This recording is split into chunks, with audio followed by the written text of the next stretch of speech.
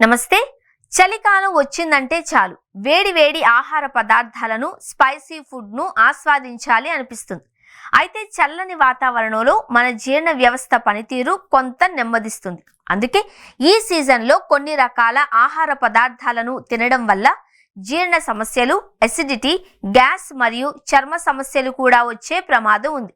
చలికాలంలో రుచిని పక్కన పెట్టి ఆరోగ్యానికి ప్రాధాన్యత ఇవ్వడం చాలా ముఖ్యం. చలికాలంలో జీర్ణక్రియను దెబ్బతీసే ఆహారాలేంటో తెలుసుకుందాం. చలికాలంలో కేక్లు, స్వీట్లు, చాక్లెట్లు ఎక్కువగా తింటారు. కానీ ఇవి జీర్ణక్రియను మరింత నెమ్మదింప చేస్తాయి. అధిక చక్కెర రోగ నిరోధక శక్తిని తగ్గిస్తుంది.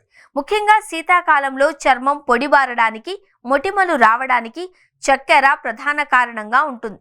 చల్లని వాతావరణంలో పకోడీలు, సమోసాలు వంటి నూనెలో బాగా వేయించిన ఆహారాలు తినాలి అనిపిస్తుంది. ఇవి జీర్ణం కావడానికి చాలా ఎక్కువ సమయం తీసుకుంటాయి. ఈ ఫుడ్స్ గ్యాస్, అజీర్తి, అసిడిటీని పెంచుతాయి. అంతేకాక చర్మంపై నూనె ఉత్పత్తిని పెంచి మొటిమలకు దారితీస్తాయి. చలికాలంలో మన శరీరం చల్లదనాన్ని తట్టుకోవడానికి ఎక్కువ వేడిని ఉత్పత్తి చేయాలి. ఈ సమయంలో ఫ్రిడ్జ్లో పెట్టిన పానీయాలు, పెరుగు లేదా చల్లని సలాడ్లు వంటివి తినడం వల్ల జీర్ణ ప్రక్రియకు ఆటంకం కలుగుతుంది. చల్లని ఆహారాలు కడుపు ఉబ్బరాన్ని పెంచుతాయి.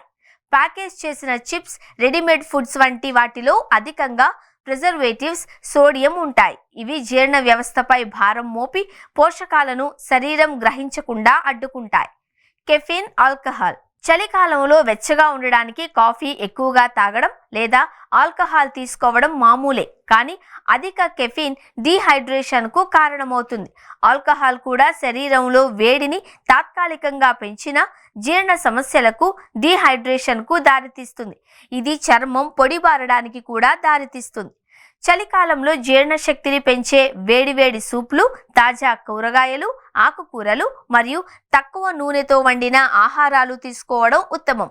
ఆరోగ్యాన్ని కాపాడుకుంటూనే చలికాలపు వాతావరణాన్ని ఆస్వాదించండి.